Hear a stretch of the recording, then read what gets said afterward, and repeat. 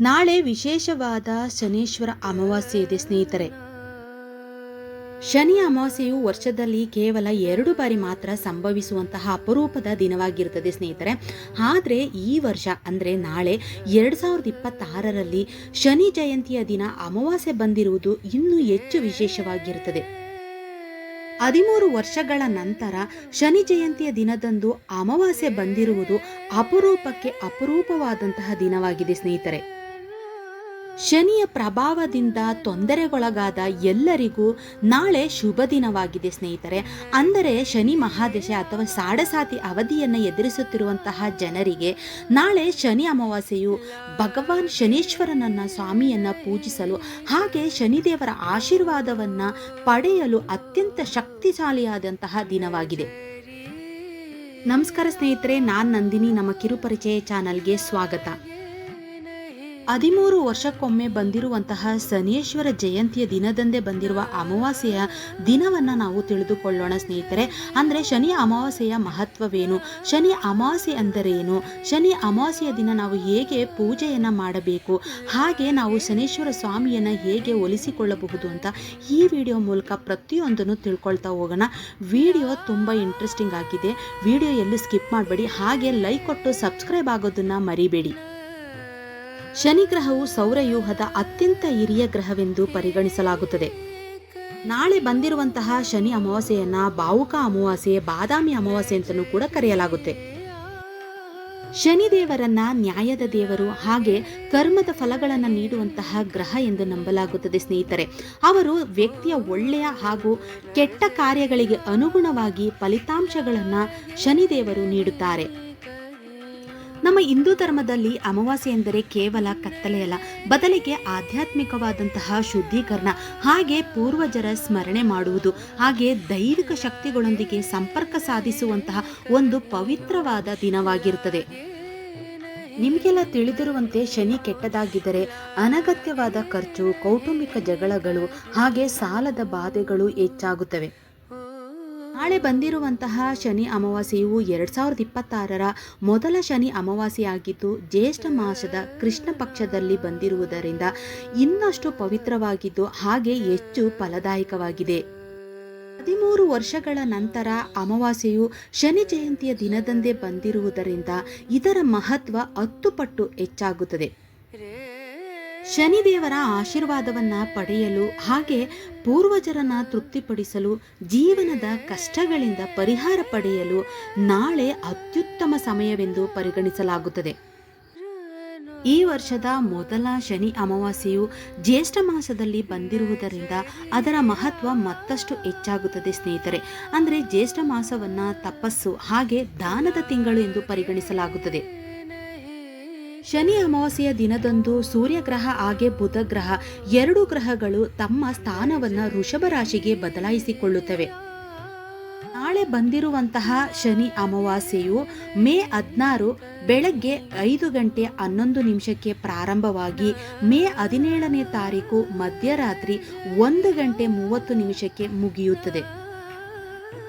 ನಾಳೆ ವಿಶೇಷವಾದ ದಿನ. ಅಂದರೆ 2 ಗ್ರಹಗಳು ಸೂರ್ಯ ಮತ್ತು ಬುಧ ಗ್ರಹಗಳು ಸಂಯೋಜನೆಯು ಅಸಾಧಾರಣ ರಾಜಯೋಗವನ್ನು ರೂಪಿಸುತ್ತದೆ.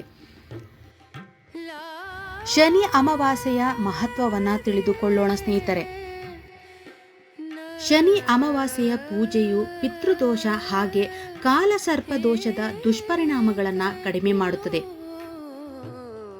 ಶನಿ ಅಮಾವಾಸ್ಯೆಯ ದಿನದಂದು ನಾವು ಶನೇಶ್ವರನನ್ನ ಪೂಜೆ ಮಾಡುವುದರಿಂದ ಬಹಳ ದಿನಗಳಿಂದ ನಿಂತು ಹೋಗಿರುವಂತಹ ಕೆಲಸಗಳು ಪೂರ್ಣಗೊಳ್ಳುತ್ತವೆ. ಹಾಗೆ ನಮ್ಮ ಉದ್ಯೋಗ, ವ್ಯವಹಾರ ಕ್ಷೇತ್ರದಲ್ಲಿ ಉತ್ತಮ ಅವಕಾಶಗಳು ದೊರಕುತ್ತವೆ. ನಾಳೆ ವಿಶೇಷವಾದ ಶನಿ ಅಮಾವಾಸ್ಯೆಯ ದಿನದಂದು ಶನೇಶ್ವರ ಸ್ವಾಮಿಯನ್ನು ನಾವು ಪೂಜಿಸುವುದರಿಂದ ಏನಾದರೂ ಹಳೆಯ ವಿವಾದಗಳಿದ್ದರೆ ಅದಕ್ಕೆ ಪರಿಹಾರ ಸಿಗುತ್ತದೆ. ಹಾಗೆ ಆರ್ಥಿಕವಾಗಿ ನೆಮ್ಮದಿ ದೊರಕುತ್ತದೆ, ತೊಂದರೆಗಳು ನಿಧಾನವಾಗಿ ದೂರವಾಗುತ್ತವೆ. ನಾಳೆ ನಾವು ಶನೇಶ್ವರನನ್ನ ಪೂಜಿಸುವುದರಿಂದ ಕುಟುಂಬ ಹಾಗೆ ಸ್ನೇಹಿತರೊಂದಿಗೆ ಇದ್ದಂತಹ ಭಿನ್ನಾಭಿಪ್ರಾಯಗಳು ಕಡಿಮೆಯಾಗುತ್ತವೆ. ಶನಿದೇವರ ಅನುಗ್ರಹದಿಂದ ನಮ್ಮ ಜೀವನದಲ್ಲಿ ಯಶಸ್ಸು, ಶಾಂತಿ ಹೆಚ್ಚುತ್ತದೆ. ನಮ್ಮ ಸನಾತನ ಧರ್ಮದಲ್ಲಿ ಅಮಾವಾಸ್ಯೆಯ ದಿನವನ್ನು ಆಧ್ಯಾತ್ಮಿಕವಾಗಿ ಹಾಗೂ ಪೂರ್ವಜರಿಗೆ ಪ್ರಾರ್ಥನೆಯನ್ನ ಸಲ್ಲಿಸಲು ವಿಶೇಷವಾದ ದಿನವೆಂದು ನಂಬಲಾಗುತ್ತದೆ ಸ್ನೇಹಿತರೆ. ಶನಿ ಅಮಾವಾಸ್ಯೆಯು ದಾನ ಹಾಗೆ ಕರ್ಮ ಸುಧಾರಣೆಗೆ ಅತ್ಯಂತ ಶುಭ ಸಂದರ್ಭವಾಗಿದೆ. ನಾಳೆ ವಿಶೇಷವಾದ ಶನಿ ಅಮಾವಾಸ್ಯೆಯ ದಿನದಂದು ಶನೀಶ್ವರ ಸ್ವಾಮಿಯನ್ನ ನಾವು ಪೂಜಿಸುವುದರಿಂದ ಶನಿದೇವರನ್ನ ಶಾಂತಗೊಳಿಸುವುದಲ್ಲದೆ ಪಿತೃದೋಷ ಕೂಡ ನಿವಾರಣೆಯಾಗುತ್ತದೆ. ಶನಿ ಅಮಾವಾಸ್ಯೆಯನ್ನ ಪೂಜೆ ಮಾಡುವುದು, ಉಪವಾಸವನ್ನ ಮಾಡುವುದು ಹಾಗೆ ಪುಣ್ಯಕ್ಷೇತ್ರಗಳಲ್ಲಿ ನದಿಗಳಲ್ಲಿ ಸ್ನಾನ ಮಾಡುವುದು ದಾನ ಧರ್ಮಗಳಿಗೆ ಅತ್ಯಂತ ಮುಖ್ಯವೆಂದು ಪರಿಗಣಿಸಲಾಗುತ್ತದೆ.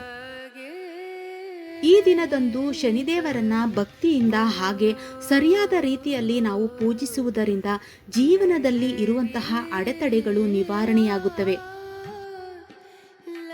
ಜಾತಕದಲ್ಲಿ ಶನಿದೋಷ ಇರುವಂಥವರು, ಪಿತೃದೋಷ ಅನುಭವಿಸುತ್ತಿರುವಂಥವರು ನಾಳೆ 13 ವರ್ಷಗಳ ನಂತರ ಬಂದಿರುವಂತಹ ಶನಿ ಅಮಾವಾಸ್ಯೆಯ ದಿನದಂದು ಶನೀಶ್ವರ ಸ್ವಾಮಿಯನ್ನ ನಾವು ಪೂಜಿಸುವುದರಿಂದ ಯಾರಿಗೆಲ್ಲ ಶನಿದೋಷ ಅಥವಾ ಪಿತೃದೋಷ ಇರ್ತದೋ ಅದೆಲ್ಲ ಕಡಿಮೆಯಾಗುವಂತಹ ಒಂದು ವಿಶೇಷವಾದ ದಿನವಾಗಿರುತ್ತದೆ. ಶನಿ ಅಮಾವಾಸ್ಯೆಯ ದಿನದಂದು ನಾವು ಮಾಡುವಂತಹ ಪರಿಹಾರಗಳು ಹಾಗೆ ದಾನಗಳು ಶನಿಯು ಅಶುಭ ಪರಿಣಾಮಗಳನ್ನು ಕಡಿಮೆ ಮಾಡಿ ನಮ್ಮ ಜೀವನದಲ್ಲಿ ಸಂತೋಷ ಸಮೃದ್ಧಿಯನ್ನು ದಾರಿ ಮಾಡಿಕೊಡುತ್ತಾರೆ. ಪಿತೃದೋಷ ಇರುವಂಥವರು ನಾಳೆ ಶನಿ ಅಮಾವಾಸ್ಯೆಯ ದಿನದಂದು ಪೂರ್ವಜರ ಶಾಂತಿಗಾಗಿ ಈ ದಿನ ಅತ್ಯಂತ ಪ್ರಮುಖವಾದ ದಿನವಾಗಿದೆ ಸ್ನೇಹಿತರೆ. ನಾಳೆ ವಿಶೇಷವಾದ ಅಮಾವಾಸ್ಯೆ ಇರುವುದರಿಂದ ದರ್ಪಣ ಬಿಡುವುದು, ಪಿಂಡದಾನ ಮಾಡುವುದು, ಶ್ರಾದ್ದ ಮಾಡುವುದರಿಂದ ಇಂತಹ ಆಚರಣೆಗಳನ್ನು ನಾವು ಮಾಡುವುದರಿಂದ ಪೂರ್ವಜರನ್ನು ಸಂತೋಷಪಡಿಸಿದಂತಾಗುತ್ತದೆ. ಹಾಗೆ ಪೂರ್ವಜರಿಂದ ಅವರ ವಂಶಸ್ಥರಿಗೆ ಆಶೀರ್ವಾದ ಸಿಗುತ್ತದೆ. ಶನಿ ಅಮಾವಾಸ್ಯೆಯ ದಿನದ ಪೂಜಾ ವಿಧಾನವನ್ನು ನಾವು ತಿಳಿದುಕೊಳ್ಳೋಣ ಸ್ನೇಹಿತರೆ. ಯಾವುದೇ ನಾವು ಪೂಜೆಯನ್ನು ಮಾಡಿದರೂ ಕೂಡ ಅದು ಬ್ರಾಹ್ಮಿ ಮುಹೂರ್ತದಲ್ಲಿ ಪೂಜೆಯನ್ನು ಮಾಡಿದರೆ ಅದು ಹೆಚ್ಚು ಫಲವನ್ನು ಕೊಡುತ್ತದೆ ಸ್ನೇಹಿತರೆ. ನಾಳೆ ವಿಶೇಷವಾದ ಅಮಾವಾಸ್ಯೆ ಇರುವುದರಿಂದ ಬ್ರಾಹ್ಮಿ ಮುಹೂರ್ತದ ಸಮಯದಲ್ಲಿ ಬೆಳಿಗ್ಗೆ ಬೇಗನೆ ಎದ್ದು ಸ್ನಾನವನ್ನು ಮಾಡಬೇಕು. ಸಾಧ್ಯವಾದರೆ ಪವಿತ್ರ ನದಿಗಳಲ್ಲಿ ಸ್ನಾನ ಮಾಡಬೇಕು. ಪವಿತ್ರ ನದಿಗಳಲ್ಲಿ ಸ್ನಾನ ಮಾಡಲು ಸಾಧ್ಯವಿಲ್ಲದಿದ್ದರೆ ಮನೆಯಲ್ಲಿ ಗಂಗಾ ನೀರಿನಿಂದ ನಾವು ಸ್ನಾನವನ್ನು ಮಾಡಬಹುದು. ಸ್ನಾನ ಮಾಡಿದ ನಂತರ ಶುಭ್ರವಾದ ಬಟ್ಟೆಯನ್ನು ಧರಿಸಬೇಕು. ನಾಳೆ ಶನಿ ಅಮಾವಾಸ್ಯೆ ಇರುವುದರಿಂದ ಶುದ್ಧ ನೀಲಿ ಅಥವಾ ಕಪ್ಪು ಬಟ್ಟೆಗಳನ್ನು ಧರಿಸಿ ನಾವು ಪೂಜೆಯನ್ನು ಮಾಡಬೇಕು. ಅರಳಿ ಮರವನ್ನ ಅಶ್ವತ್ಥ ವೃಕ್ಷ ಹಾಗೆ ಬೋಧಿ ವೃಕ್ಷ ಹಾಗೆ ಬ್ರಹ್ಮ ವೃಕ್ಷ ಅಂತಲೂ ಕೂಡ ಕರೆಯಲಾಗುತ್ತೆ. ಅರಳಿ ಮರವನ್ನ ಶಿವ ಹಾಗೆ ವಿಷ್ಣುವಿನ ರೂಪವೆಂದು ನಂಬಲಾಗುತ್ತದೆ. ಅಶ್ವತ್ಥ ವೃಕ್ಷವು ಶನಿದೇವರ ವಾಸಸ್ಥಾನ ಆಗಿರುವುದರಿಂದ ಅಶ್ವತ್ಥ ವೃಕ್ಷಕ್ಕೆ ನೀರನ್ನು ಅರ್ಪಿಸಿ ಅದರ ಸುತ್ತಲೂ ಪ್ರದಕ್ಷಿಣೆ ಹಾಕಿ ಶನಿದೇವರ ದೇವಸ್ಥಾನಕ್ಕೆ ಭೇಟಿ ನೀಡಿ ಶನಿದೇವರ ವಿಗ್ರಹ ಅಥವಾ ಕಲ್ಲಿಗೆ ಸಾಸಿವೆ ಎಣ್ಣೆಯನ್ನು ಅರ್ಪಿಸಬೇಕು. ಹಾಗೆ ಶನಿದೇವರಿಗೆ ಇಷ್ಟವಾದಂತಹ ನೀಲಿ ಬಣ್ಣದ ಹೂವುಗಳಿಂದ ನಾವು ಪೂಜಿಸಬೇಕು. ನಾಳೆ ಪೂಜೆಯ ಸಮಯದಲ್ಲಿ ಓಂ ಶಂ ಶನೇಶ್ವರಾಯ ನಮಃ ಎಂಬ ಮಂತ್ರವನ್ನು ನಾವು ಪಠಿಸಬೇಕು. ಶನಿದೇವರ ಕಥೆಯನ್ನು ಕೂಡ ನಾವು ಓದಬಹುದು ಅಥವಾ ಹನುಮಾನ್ ಚಾಲಿಸನ್ನು ಕೂಡ ನಾವು ಪಠಿಸಬಹುದು. ಶನೇಶ್ವರ ವಾಸಸ್ಥಾನ ಅರಳಿಮರ ಆಗಿರುವುದರಿಂದ ನಾಳೆ ಸಂಜೆ ಅರಳಿಮರದ ಕೆಳಗಡೆ ದೀಪಗಳನ್ನು ಅಂದರೆ ಸಾಸಿವೆ ಎಣ್ಣೆ ಅಥವಾ ಎಳ್ಳೆಣ್ಣೆಯಿಂದ ದೀಪಗಳನ್ನು ಹಚ್ಚಬೇಕು. ನಾಳೆ ಸಂಜೆ ಮನೆಯ ಮುಂಭಾಗದಲ್ಲಿ ಅಂದರೆ ಮುಖ್ಯ ದ್ವಾರದಲ್ಲಿ ಅಥವಾ ತುಳಸಿಯ ಮುಂಭಾಗದಲ್ಲಿ ಎಳ್ಳೆಣ್ಣೆ ಅಥವಾ ಸಾಸಿವೆ ಎಣ್ಣೆಯಿಂದ ದೀಪಗಳನ್ನು ಬೆಳಗಿಸಬೇಕು. ಮನೆಯ ಮುಖ್ಯ ದ್ವಾರದ ಮುಂಭಾಗದಲ್ಲಿ ಅಥವಾ ತುಳಸಿ ಗಿಡದ ಮುಂಭಾಗದಲ್ಲಿ ಎಳ್ಳೆಣ್ಣೆಯಿಂದ ದೀಪಗಳನ್ನು ಬೆಳಗಿಸಿ ಆರತಿಯನ್ನು ಮಾಡಿ ತಪ್ಪುಗಳಿಗೆ ಕ್ಷಮೆಯಾಚಿಸಬೇಕು. ನಾಳೆ ವಿಶೇಷವಾದ ಶನಿ ಅಮಾವಾಸ್ಯೆ ಇರುವುದರಿಂದ ಬಿಸಿ ಅನ್ನಕ್ಕೆ ಕಪ್ಪು ಎಳ್ಳನ್ನು ಮಿಶ್ರಣ ಮಾಡಿ ಶನೇಶ್ವರ ಸ್ವಾಮಿಯ ವಾಹನವಾದ ಕಾಗೆಗಳಿಗೆ ನಾವು ಆಹಾರವನ್ನು ನೀಡುವುದರಿಂದ ಸ್ವಾಮಿ ಶನೇಶ್ವರ ಸ್ವಾಮಿಯ ಆಶೀರ್ವಾದ ನಮಗೆ ಲಭಿಸುತ್ತದೆ. ನಾಳೆ ವಿಶೇಷವಾದ ದಿನವಾಗಿರುವುದರಿಂದ ಈ ದಿನ ನಾವು ಮಾಡುವಂತಹ ದಾನ ಹೆಚ್ಚು ಪುಣ್ಯಪ್ರದವಾಗಿರುತ್ತದೆ. ನಾಳೆ ನಾವು ಮಾಡುವಂತಹ ದಾನದ ಮಹತ್ವವನ್ನು ತಿಳಿದುಕೊಳ್ಳೋಣ ಸ್ನೇಹಿತರೆ. ನಮ್ಮ ಸನಾತನ ಸಂಪ್ರದಾಯದಲ್ಲಿ ದಾನವನ್ನ ಅತ್ಯಂತ ಪುಣ್ಯ ಕಾರ್ಯಗಳಲ್ಲಿ ಒಂದೆಂದು ನಂಬಲಾಗುತ್ತದೆ. ವಿಶೇಷವಾಗಿ ಜ್ಯೇಷ್ಠ ಮಾಸದಲ್ಲಿ ಬಂದಿರುವಂತಹ ಈ ಅಮಾವಾಸ್ಯ ದಿನದಂದು ಆಹಾರ ನೀರನ್ನು ನಾವು ದಾನ ಮಾಡುವುದು ಅತ್ಯಂತ ಪುಣ್ಯಕರವೆಂದು ಪರಿಗಣಿಸಲಾಗುತ್ತದೆ. ಅನ್ನದಾನಂ ಮಹಾದಾನಂ ಅಂದರೆ ಎಲ್ಲ ದಾನಗಳಿಗಿಂತಲೂ ಅನ್ನದಾನ ಶ್ರೇಷ್ಠವಾದುದು. ಈ ದಿನದಂದು ಬಡವರಿಗೆ, ಅಸಹಾಯಕರಿಗೆ, ನಿರ್ಗತಿಕರಿಗೆ ಅನ್ನ ನೀಡುವುದು ಅತ್ಯಂತ ಪುಣ್ಯವೆಂದು ಪರಿಗಣಿಸಲಾಗುತ್ತದೆ. ಅಷ್ಟೇ ಅಲ್ಲದೆ ಕಪ್ಪು ಎಳ್ಳು, ಕಪ್ಪು ಬಟ್ಟೆ, ಹಾಗೆ ಕಪ್ಪು ಉದ್ದಿನ ಕಾಳುಗಳನ್ನು ನಾವು ದಾನವನ್ನು ಮಾಡಬಹುದು. ಹಾಗೆ ಬಡವರಿಗೆ ಪಾದರಕ್ಷೆಗಳು, ಛತ್ರಿಗಳನ್ನು ಕೂಡ ನಾವು ದಾನವನ್ನು ಮಾಡಬಹುದು. ಈ ಬೇಸಿಗೆಯಲ್ಲಿ ಬಾಯಾರಿದವರಿಗೆ, ದಾರಿ ಹೋಕರಿಗೆ ಕುಡಿಯುವ ನೀರಿನ ವ್ಯವಸ್ಥೆಯನ್ನು ಕೂಡ ನಾವು ಮಾಡಬಹುದು. ಈ ರೀತಿಯಿಂದ ನಾವು ದಾನವನ್ನು ಮಾಡುವುದರಿಂದ ಶನಿದೇವರು ಸಂತೋಷವನ್ನು ಪಡುತ್ತಾರೆ.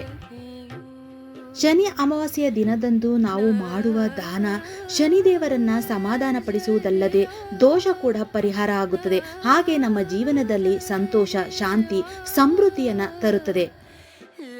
ಈ ರೀತಿ ನಾವು ದಾನ ಧರ್ಮವನ್ನು ಮಾಡುವುದರಿಂದ ಶನಿದೇವರ ಹಾಗೆ ಪೂರ್ವಜರ ಆಶೀರ್ವಾದವನ್ನು ನಾವು ಪಡೆಯಬಹುದು. ಈ ದಿನದಂದು ನಾವು ಮಾಡುವಂತಹ ಪೂಜೆಗಳು, ಮಂತ್ರ ಪಠಣಗಳು ನಕಾರಾತ್ಮಕ ಶಕ್ತಿಗಳನ್ನು ದೂರ ಮಾಡಿ ಶುಭವನ್ನ ತರುತ್ತವೆ. ನಾಳೆ ವಿಶೇಷವಾದ ಶನಿ ಅಮಾವಾಸ್ಯೆ ಇರುವುದರಿಂದ ಉಪವಾಸ ಕೂಡ ನಾವು ಮಾಡಬಹುದು. ಉಪವಾಸ, ಧ್ಯಾನ ಹಾಗೆ ಪ್ರಾರ್ಥನೆಗಳು ನಮ್ಮ ಮನಸ್ಸಿಗೆ ಶಾಂತಿ ಹಾಗೆ ನೆಮ್ಮದಿಯನ್ನು ನೀಡುತ್ತವೆ. ನಾಳೆ ನಾವು ಮಾಡುವಂತಹ ದಾನ ಧರ್ಮದ ಕಾರ್ಯಗಳು ನಮ್ಮ ಇಂದಿನ ಕರ್ಮದ ಪ್ರಭಾವವನ್ನು ಕಡಿಮೆಗೊಳಿಸಿ ಹೊಸ ಸಕಾರಾತ್ಮಕ ಕರ್ಮಗಳನ್ನು ಸೃಷ್ಟಿಸುತ್ತವೆ. ಈ ಮಾಹಿತಿ ಎಲ್ಲರಿಗೂ ಇಷ್ಟ ಆಯಿತು ಅಂತ ಅನ್ಕೋತೀನಿ. ಯಾರಿಗೆಲ್ಲ ಇಷ್ಟ ಆಯಿತು ದಯವಿಟ್ಟು ಲೈಕ್ ಕೊಡಿ. ಯಾರೆಲ್ಲ ಸಬ್ಸ್ಕ್ರೈಬ್ ಆಗದಲ್ಲೇ ವಿಡಿಯೋ ನೋಡ್ತಾ ಇದ್ದೀರಿ ದಯವಿಟ್ಟು ಸಬ್ಸ್ಕ್ರೈಬ್ ಮಾಡಿಕೊಂಡು ವಿಡಿಯೋ ನೋಡಿ. ನಾನು ಹಾಕೋ ವಿಡಿಯೋ ಮೊದಲ ನೋಟಿಫಿಕೇಷನ್ನು ನಿಮಗೆ ಬರುತ್ತೆ. ಶನೀಶ್ವರ ಸ್ವಾಮಿ ಪ್ರತಿಯೊಬ್ಬರಿಗೂ ಆರೋಗ್ಯ ಆಯುಷನ್ನು ಕೊಟ್ಟು ಕಾಪಾಡಲಿ ಅಂತ ಬೇಡ್ಕೊತ ಈ ವಿಡಿಯೋನ ಮುಗಿಸ್ತಾ ಇದ್ದೀನಿ. ಇಂಥದೇ ಒಂದು ಮಾಹಿತಿಯೊಂದಿಗೆ ನಿಮ್ಮೊಂದಿಗೆ ಬರ್ತೀನಿ.